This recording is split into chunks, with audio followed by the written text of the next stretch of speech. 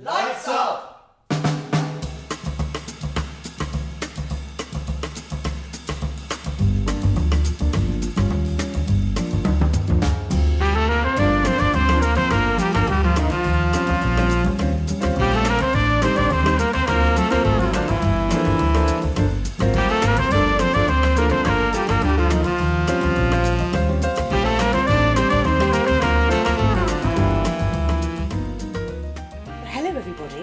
Welcome to our latest episode of Lights Up, the podcast of Putney Theatre Company.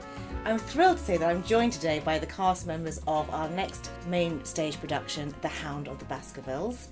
I'm here with Andy Hall, Jacob Smith and Tim Ardale, who play is it 1001 characters you all play? Well, some of us do. Well, apart from you, Tim, because you play Doctor... Do you do or you... Two. Two? Oh, you two? I thought you said you do. No, I don't, very specifically. Yeah, absolutely. I'm Dr. Watson for almost the entire play, with a brief sojourn into being a yokel. But these two fellas, oof, all bets are off. So, Andy, you are playing Sherlock Holmes. I am indeed, and a smattering of other exciting individuals from Cecile, who's allegedly from somewhere allegedly Spanish. And I hear you actually allegedly have to dance too. Well, extra emphasis on the allegedly part. We're making progress, would you say? One proper lesson, and then just a couple of... Whole lot of faith, basically. Yeah. So, Strictly Come Dancing, don't need to be afraid just yet, yeah? It depends in what way. They're outside. Hello! For their eyes. They won't be banging on the door. Or maybe they will. No, we'll be banging on the door, but yeah, I mean, yeah, it's good fun. I mean, we've got time to master the sort of the drops. Is that a technical term? Are you doing a tango? Waltz, tango. We're not the connoisseurs of the dance. It's a spoiler alert. You're doing a dance. We're doing a dance. a customary piece. Interpretive dance. That's I would actually pay good money for if it was interpretive. I am there with bells on.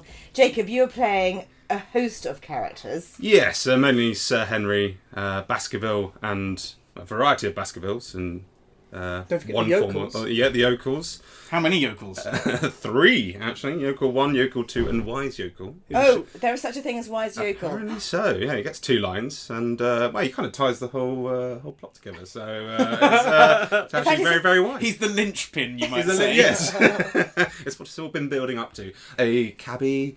And which is your favourite out of the plethora of characters you're having to play? Is it Sir Charles? Where he has 0 lines? I was done. I've learnt those ones. I was really hoping it's going to be Cabbie. Cabbie's probably my favourite of Jacob's. And you do a lot of cardio in this play, don't you? You're constantly on the run. Yeah. I'm not the person who did it. It's it's a lot of running. So yeah, I think I do like the Cabbie. Cabbie's good fun.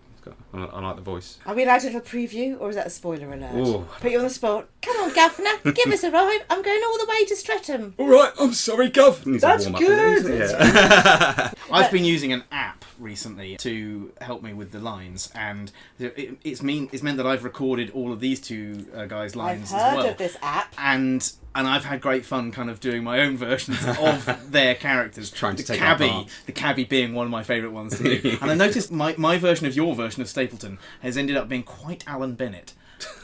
I'm too young to know that reference. Stapleton's quite something, yes. Yeah. But I do quite like... Tell us more about Watson, Tim. Tell us about I was going to say. So Tim, you're playing Dr. Watson. And another yokel. Yes.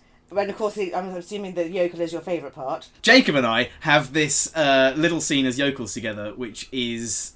I don't know, it's just... For me, I found myself channeling another nice up-to-date reference for the youngsters here. The 2 Ronnies, the yokels, that they played. Fabulous. And that's kind of what was going through my head. Are those the sisters from EastEnders, or...?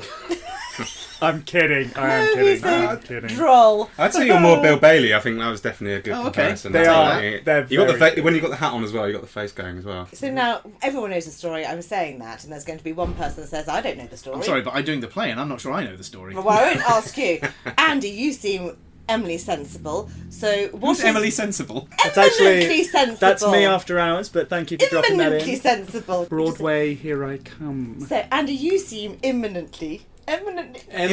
You will soon be sensible. Not yet, but you're heading in the right direction. Is this an insult? Andy, you seem like someone who actually knows the plot Yes. of the play. So what are our audience expecting if they don't? If there's some person out there that does not know what happens in Hound of the Baskervilles, give us a quick synopsis, 30-second rundown. Okay. Go. So, deep, dark, mysterious house in the middle of Dartmoor, owned by the family, the Baskervilles. Mysterious deaths left, right and centre. Sherlock Holmes comes in with Dr. Watson to investigate what's going on. And there's just the three of us playing every single individual. And lots of running around, lots of chaos, and just all the comedy you need and can imagine, really. So this is fast-paced, multi-role. Set-wise, is that sort of lots of things coming, wheeling in, turning around, wheeling off again, being something else? What we can tell you is that we've got some extraordinarily talented set design and construction people involved on this.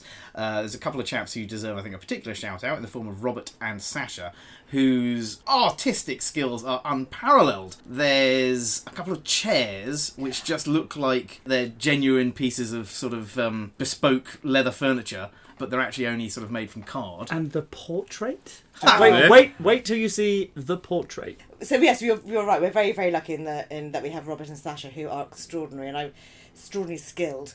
And I've also seen Sasha's. I don't want to give too much away. There is his Baskerville Hall.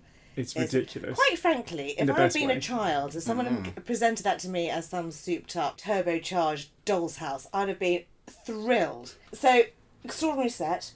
Props, I'm imagining we've got a gazillion. Yes. Yeah. So what are the challenges? I'm excited to see the. I don't want to give Props. too much away with the props. They're the snooker ball. Oh, yes. I don't want to give too much away, but that's a bit more involved with set work. Yeah, if everything goes as has been envisaged by the director, then there could be. I mean, we've already seen sort of a few of the exciting things, the chairs, the aforementioned chairs, for instance, but there's still other stuff in the pipeline which could be really something to behold. It's got quite there are a lot of props. I do need shoes. That's another thing that we need to work out. Do you have shoes? Or I don't have any costume yet. No. Okay. Well, we need that too. But otherwise, the props, fantastic. We'll work on that too. I mean, it's going to be potentially quite an elaborate and demanding production in terms of the props and the costumes and the sets and the costume changes for some people in particular, and there's the stage management, I think, are also going to be heralded on this one because they are going to have their work cut out. They are outnumbering us several to one. Well, Kate, it's led by the phenomenal Kate Lawrence, your stage manager, and the rest of the team. Well, we haven't mentioned the directors by name. Our first father and daughter directing team. Perry and Lois Savill. So Kate is our stage manager, your stage manager, I should say. That's quite a demanding job, I imagine, with you three, keeping you in check. That's going to be fun. What? Don't look at me like that. You know it's true. Jacob, you're new to PTC. This is your first production. Am I right? First on stage, did one of the online ones way back. Well, it's a bit fabulous, isn't it, when you get to play lots of different characters and not just one, and get to sort of, I was going to say mess around on stage. That's clearly not what you're doing. You're all professional and being very, but the whole premise of the show is that it's fast, it's frenetic, it is lots of costume changes, props, silliness, humour. That's definitely the byword, is silly. Yeah. Silly. One of my favourite plays is the 39 Step. Isn't it? It's the same, cut from the same cloth. Now, if dear listener, you haven't watched a production of 39 Steps, do. I don't know, when was the last time we did it at Putney? We must have done it. All right, not since I've been here. Certainly not since I've been doing it. She takes notice. Yeah. AD. Brilliant. It's awesome. the same sort of premise Love as that. this, in which you have the main protagonist, and then you have all the other cast playing lots of different characters, and it's very, one minute they'll be playing a male, next time they're being female, the sets come on wheels and then turn round and something else. So it's a similar premise. I mean, there's an evolution of what you do. There's a scene in it where one chap has half a costume is one character and half the costume is another character. He turns round and converses with himself in the same scene. It's not going to be as good as my fight with myself, is it really? I mean, we're working on exactly how that's going to work. If anyone has a blow-up doll, let us know. No judgment. No judgment, but, give us a message. I still haven't seen the fight with yourself because I'm always facing outwards. I don't think Andy's seen it either. I need to turn around and have a look. Oh, what's going on? I've been using a stick recently. So the rehearsal period started when? 6 weeks ago. So they've been fun. What's been your most enjoyable moment so far? Andy, I shall ask you first. Ooh, I would say, I think it's probably just dressing Cecile. I mean, the evolution of this character. Don't have a go at me about that accent. It's a hate crime. It's a work in progress, okay? It's only 2 weeks to the show. We'll see how we go.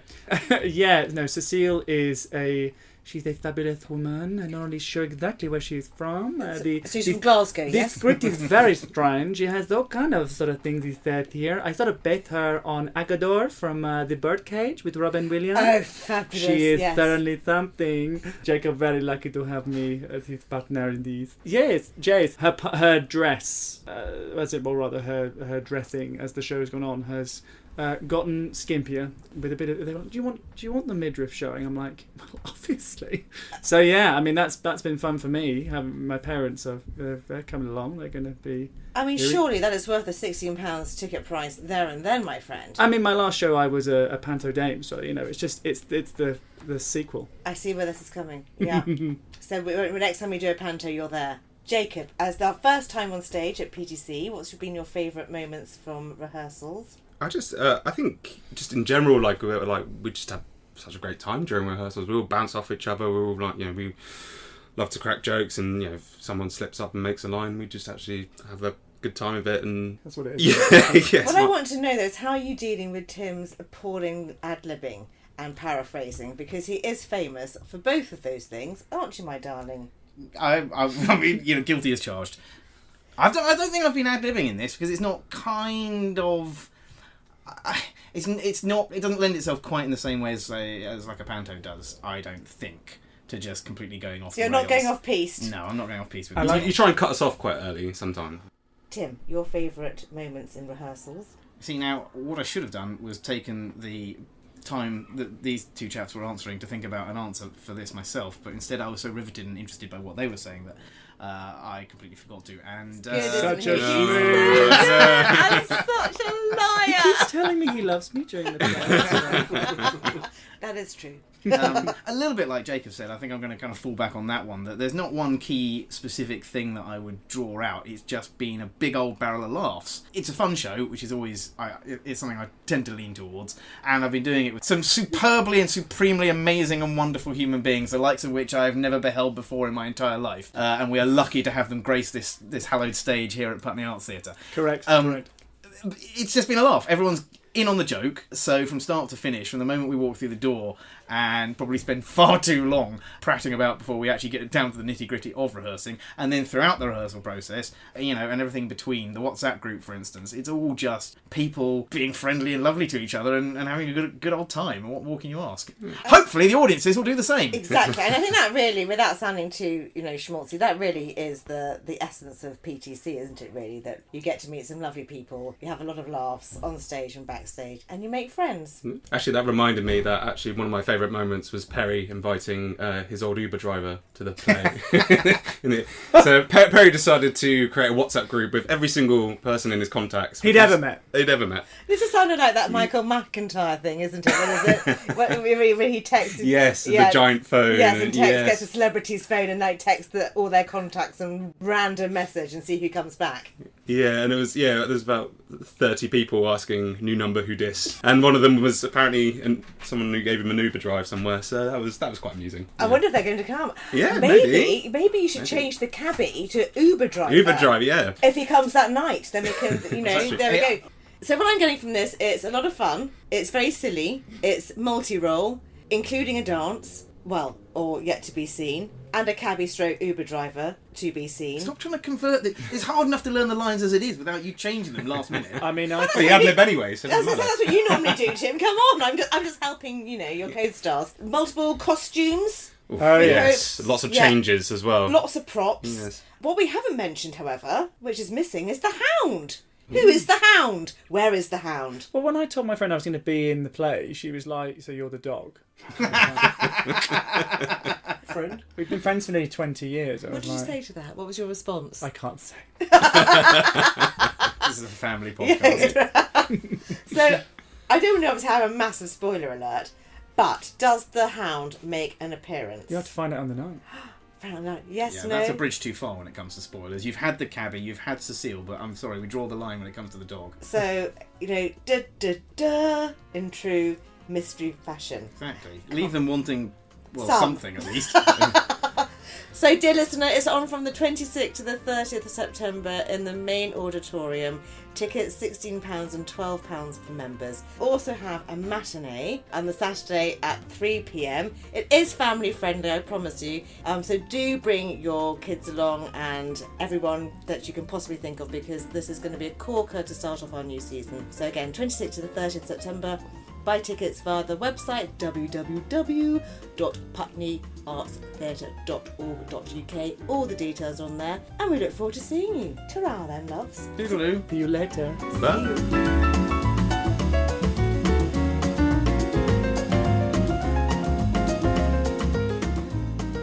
This is a real Putney Theatre Company production. Do share the podcast with your friends and take a look at our website, searching online for the Putney Theatre Company. So that's it for now. See you next time.